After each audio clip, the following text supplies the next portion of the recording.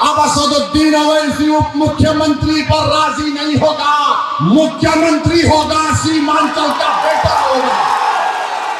मुख्यमंत्री होगा तो सीमांचल का बेटा होगा, और सीमांचल से इंसाफ उसी वक्त होगा जब यहाँ का बेटा पटना के जालिमों के सामने कुर्सी डालकर पैर पे पैर रखकर बोलेगा, अब बोल, अब सीमांचल का इंसाफ तुझे करना है।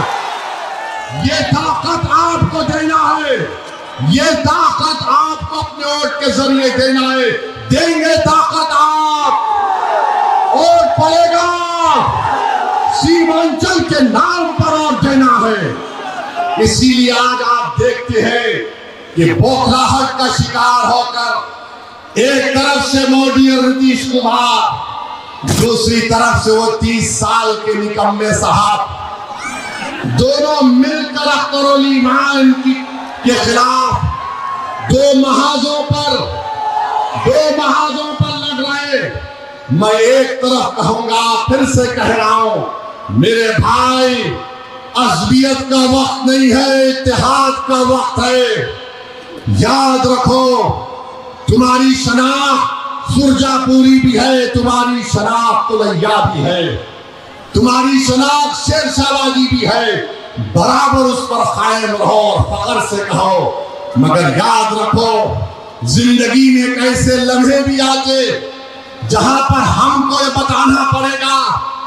अगर कोई कहता है कि ओवैसी हैदराबाद से आया, मुझे आज किसी ने पूछा इसका क्या जवाब दे, मैंने कहा उसका एक ही जवाब दे भाई, तू उसको बोल हाँ हैदराबाद से आया, मगर मेरा उसका रिश्ता ये है, वो रिश्ता जिसको रब्बे करीम ने कलमे की बुनियाद पर कायम किया, जो खून के रिश्ते से बढ़कर है। मैं तुमको उसका वास्ता दे रहा हूं मेरे भाई, मैं तुमको उसका वास्ता दे रहा हूं मेरी मां और बहनों। मैं तुम्हारा रिश्तेदार नहीं हूं, मगर मैं वो शख्स जरूर हूं अपने गुनाहों के बावजूद भी, कि अगर तुमको कोई तकलीफ पहुंचती है तो यकीनन मेरे आंख में आंसू आते हैं, यकीनन मेरे दिल दिमाग में तकलीफ होती है। और मैं आज उसी तकलीफ को दूर करने के लिए मजलिस इत्तेहादुल मुस्लिमीन आपके दरमियान में आई। मेरे अजीज दोस्तों और बुजुर्गों, अपने इत्तेहाद को मजबूत करिए, डरने और घबराने की जरूरत नहीं है।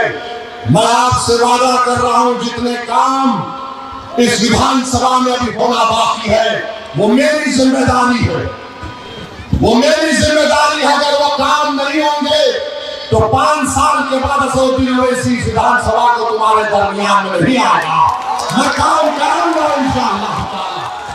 अख्तरुल ईमान का हाथ पकड़कर, अख्तरुल ईमान का कान पकड़कर हम पूरे काम को मुकम्मल करवाएंगे जो 30 साल में निकम्मे ने पूरे नहीं किए। और याद रखो, जो जेडीयू का उम्मीदवार है वो मोदी का चेहरा है, जो जेडीयू का उम्मीदवार है वो मोदी का एजेंट है, जिसने हमारे वक्त के खिलाफ कानून बनाया। तो मेरे अजीज दोस्तों और बुजुर्गों, 800 करोड़ के काम अख्तरुल ईमान इस किताब में बता रहे कि 5 साल में हुए। इंशाअल्लाह ताला आपका साथ रहा तो इंशाअल्लाह 5 साल में उससे ज्यादा काम कराएंगे। अगर सरकार नहीं कराएगी तो फिर क्या होगा, और सरकार की जिम्मेदारी होगी। बहरहाल मेरे अमूल की जनता, आज आप यहाँ पर आए, आपका बहुत बहुत शुक्रिया। तो क्या आप 11 तारीख के दिन मोहम्मद के बेटे को मुख्यमंत्री बनाएंगे? क्या आप अब्दुल्ला के बेटे को मुख्यमंत्री बनाएंगे? क्या आप फातिमा के बेटे को मुख्यमंत्री बनाएंगे? याद रखो, ये उस दिन आपको अपने इत्तेहाद को दिखाना है। इत्तेहाद बताएंगे ना आप तो कहीं रहेंगे ना इंशाअल्लाह।